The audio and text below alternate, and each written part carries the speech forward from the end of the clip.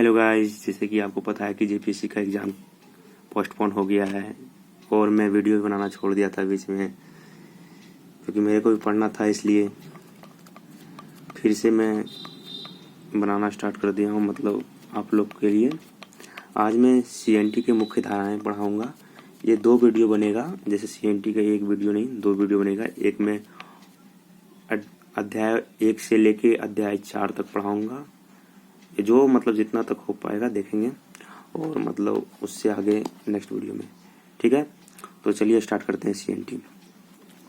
CNT यानी छोटा नागपुर काश्तकारी अधिनियम, जो कब लागू हुआ था? 11 नवंबर 1908 को। अच्छा, सीएनटी लागू क्यों हुआ? देखिए, जब अंग्रेजों का आगमन हुआ हमारे झारखंड में, जब अंग्रेजों का आगमन हुआ तो मतलब वो लोग जो थे वो मतलब अब यहाँ के जनजातीय लोग थे उस पर प्रताड़ित करने लगे, उनका जमीन हड़पने लगे उनका, और वहाँ पे मतलब फैक्ट्री खोलने लगे वगैरह वगैरह, जितना भी उद्योग था वो खोलने लगे, ठीक है।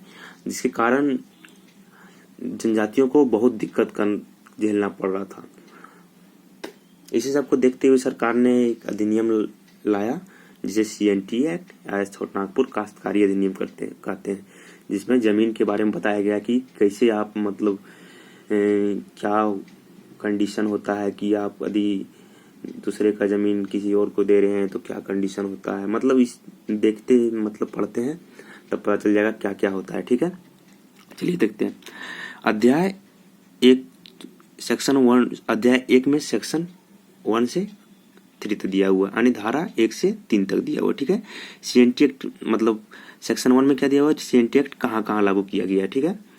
मतलब छोटा नागपुर, मतलब उत्तरी छोटा नागपुर, दक्षिणी छोटा नागपुर 2 प्रमंडल में सीएनटी एक्ट लागू किया गया, ठीक है, याद रखिएगा। सेक्शन 2 को समाप्त कर दिया गया है, निश्चित है, इसलिए इसको नहीं पढ़ना है, ठीक है। सेक्शन 3 चलिए देखते हैं। सेक्शन 3 में परिभाषाएं दिए हुए, ठीक है। परिभाषा में क्या क्या दिए हुए हैं, जैसे कृषि वर्ष क्या होता है। सेक्शन 3(1) में कृषि वर्ष दिया हुआ है। कृषि वर्ष वह वर्ष जो किसी स्थानीय क्षेत्र के कृषि कार्य हेतु प्रचलित है, ठीक है। सेक्शन 3(2) में, यानी सेक्शन 3(2) का सब क्लॉज 2 में भूगत बंधक के बारे में दिया हुआ है, ठीक है।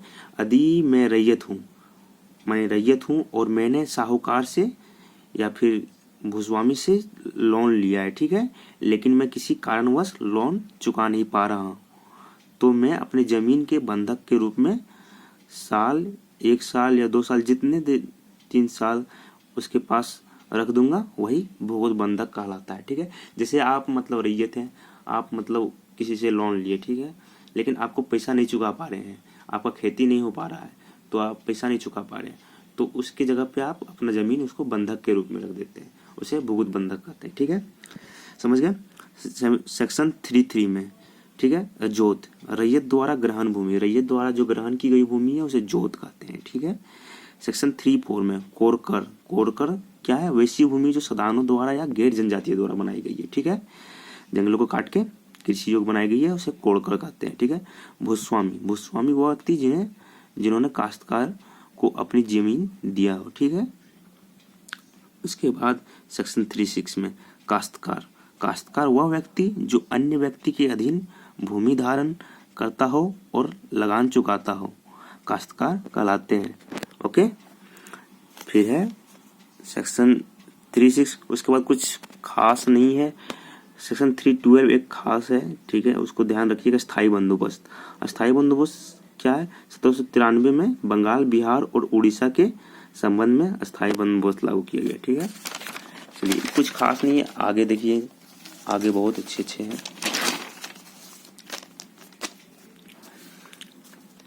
अध्याय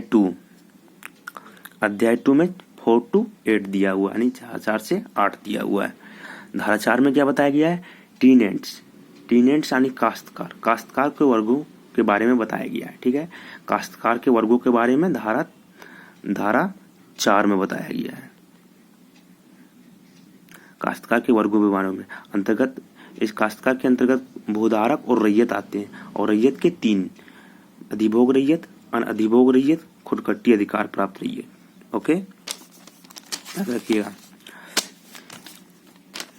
धारा 5 में क्या बताया गया है? भूधारक के बारे में बताया गया। भूधारक कौन होता है? जो भूमि दूसरों से खेती करवाने एवं उससे लगान वसूलने के पर्पज से लेता है, उसे भूधारक कहलाता है, वो भूधारक कहलाता है। ठीक है, किस लिया? भूमि दूसरे की खेती करवाने एवं उसमें लगान वसूलने के लिए लिया। रैयत, धारा 6 में रैयत के बारे में बताया गया। रैयत कौन होता है? जो भूमि खेती करने के तात्पर्य से लेता है, यानी जो भूमि खेती करने के तात्पर्य से लेता है उस रैयत होते हैं। ठीक है। धारा 7 में खुदकट्टी अधिकार प्राप्त रैयत के बारे में बताया गया है। धारा 8 में मुंडारी खुदकट्टी अधिकार के बारे में बताया गया है। ओके,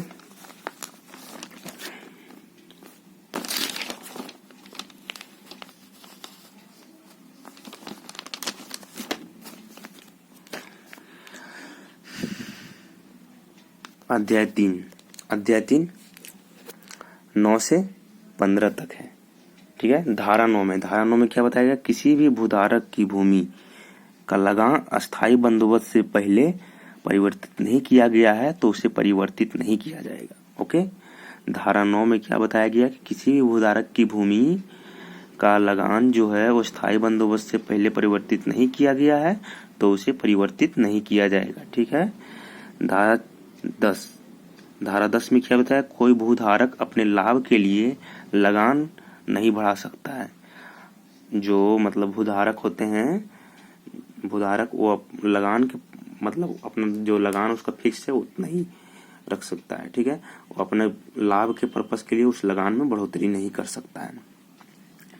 उरांव भूइयर है जिनका जमीन रजिस्ट्री है छोटा नागपुर टेन्योर 1869 के अंतर्गत, वो भी अब लगान नहीं बढ़ा सकते हैं। ओके, से भूधारक नहीं, जो उरांव जो भूइयर होते हैं वो भी नहीं कर सकते हैं। धारा 11 में क्या बताया गया?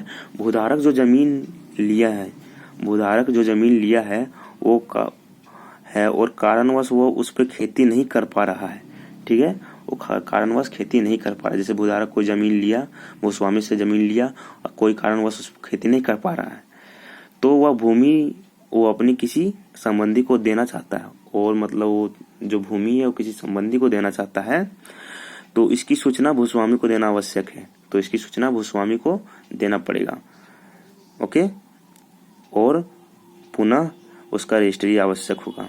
ओके, धारा 11 में क्या बताया गया कि भूधारक जो जमीन लिया है और किसी कारणवश से वो खेती नहीं कर पा रहा है और किसी सगी संबंधी को देना चाहता है तो मतलब वो भूस्वामी को उसको इन्फॉर्म करना पड़ेगा और पुनः रजिस्ट्री कराना पड़ेगा। ओके, धारा 12 में क्या दिया हुआ है?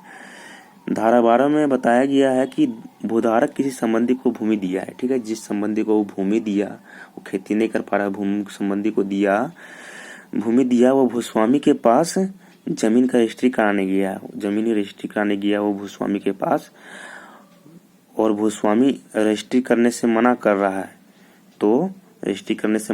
है तो उसका शिकायत वह डीसी को कर सकता है। उसके बाद देखेगा डीसी क्या करना है। ठीक है, जैसे मतलब आपने उसको जमीन दिया, ओके, और मतलब जो भूस्वामी है वो मान लीजिए कि उससे कोई झगड़ा हुआ है यानी वो उसका तरह से दुश्मनी है, तो मतलब उस कारणवश से वो मतलब क्या कर रहा है कि वो रजिस्ट्री करने से मना कर रहा है। तो इसके लिए वो जो रजिस्ट्री कराने गया है तो वो जाके डीसी को कंप्लेन कर सकता है। उसके बाद उस पर कड़ा एक्शन लिया जाएगा, जो देखा जाएगा। ठीक है, अध्याय 4 में चलिए। अध्याय 4 में क्या बताया गया है? अध्याय 4 में 16 से 36 तक है। ठीक है, सीएनटी एक्ट लागू होने से पहले अगर किसी के पास, धारा 16 में बताया गया सीएनटी एक्ट लागू होने से पहले अगर किसी के पास भूमि है तो भले वह 12 साल की खेती ना कर रहा हो, उसके पास उस भूमि का अधिकार होगा, यानी सीएनटी एक्ट लागू होने से पहले। ओके, स्थानीय प्रथा के अनुसार। धारा 17 में क्या बताया गया? बंदोबस्त रैयत के बारे में बताया गया। बंदोबस्त रैयत कौन है? सीएनटी एक्ट लागू होने से पहले या बाद में यदि वो 12 साल से खेती कर रहा है तो वह बंदोबस्त रैयत कहलाएंगे। ठीक है, और आगे जाकर वही अधिभोग अधिकार रैयत कहलाएंगे। ओके, अधिभोग अधिकार रैयत भी वही बंदोबस्त रैयत ही कहलाते हैं। पहले वो 12 वर्ष की खेती करे चाहे नहीं करे, 12 वर्ष से पहले खेती कर रहा है तो मतलब CNT एक्ट लागू होने से पहले या बाद में 12 वर्ष तक खेती कर रहा है तो बंदोबस्त रैयत कहलाएंगे। वही आगे जाके अधिभोग अधिकार रैयत कहलाएंगे। उन्हें ही अधिभोग होगा, उस जमीन के अधिभोग का अधिकार होगा। ठीक है। 18 धारा 18 में क्या बताया गया कि मुंडारी खुटकट्टीदार और भुइंयरी भी अस्थाई बंदोबस्त रैयत में आएंगे। ओके, मुंडारी खुटकट्टीदार और भुइंयरी भी अस्थाई बंदोबस्त रैयत के अंतर्गत आएंगे। धारा 19 में क्या बताया गया कि जो बंदोबस्त रैयत होंगे उन्हें अधिभोग का अधिकार होगा। जैसे जो बंदोबस्त रैयत होंगे उन्हें अधिभोग का अधिकार होगा। ओके, धारा 20 कुछ खास नहीं था इसलिए मैंने उसे नहीं नोट किया। चलिए धारा 21 देखते हैं। धारा 21 क्या बताया गया कि कोई भी रैयत अपने भूमि का उपयोग स्थानीय रीति से काश्तकार के उपयोग में ला सकता है। जैसे कृषि हो गया, मत्स्य पालन हो गया और ईंट खपड़ों का निर्माण है में कुटीर उद्योग आदि में उपयोग कर सकता है। धारा 21 में क्या बताया, कोई भी रैयत अपने भूमि का उपयोग स्थानीय रीति से काश्तकारी के उपयोग में ला सकता है। ओके, कृषि मत्स्य पालन आदि उपयोग में। ठीक है। धारा 22 में क्या बताया गया है, अधिभोग अधिकार रैयत को जमींदार बेदखल नहीं कर सकता है। ओके, अधिभोग अधिकार रैयत कौन होते हैं, जो 12 वर्ष से खेती कर रहे हैं, वही अधिभोग अधिकार रैयत होते हैं, वही बंदोबस्ती रैयत कहलाते हैं। ठीक है। अधिभोग अधिकार रैयत को जमींदार बेदखल नहीं कर सकता है। धारा 23 में क्या बताया गया है, अधिभोगी रैयत अपनी भूमि विक्रय दान आदि करना चाहता है तो उसे भूस्वामी के पास रजिस्ट्री कराना पड़ेगा। ओके, अधिभोग अधिकार रैयत अधिभोगी रैयत अपनी भूमि का विक्रय दान आदि करना चाहता है तो उसे भूस्वामी के पास रजिस्ट्री कराना पड़ेगा। ओके, तो आज अध्याय 4 तक पढ़ाया, लंबा वीडियो हो जाएगा, इसके कारण से आगे के अध्याय 4 के बाद कल मैं पढ़ाऊंगा। यदि आपको वीडियो अच्छा लगा तो लाइक कीजिए, सब्सक्राइब कीजिए और तैयारी करते रहिए। जिस कारण से डिले किया गया है एग्ज़ाम को, तैयारी कर सकते हैं और अच्छा से तैयारी कर सकते हैं और अच्छा मार्क्स ला सकते हैं। खूब सेल्फ स्टडी कीजिए, बस यही कह सकते हैं। चलिए, धन्यवाद।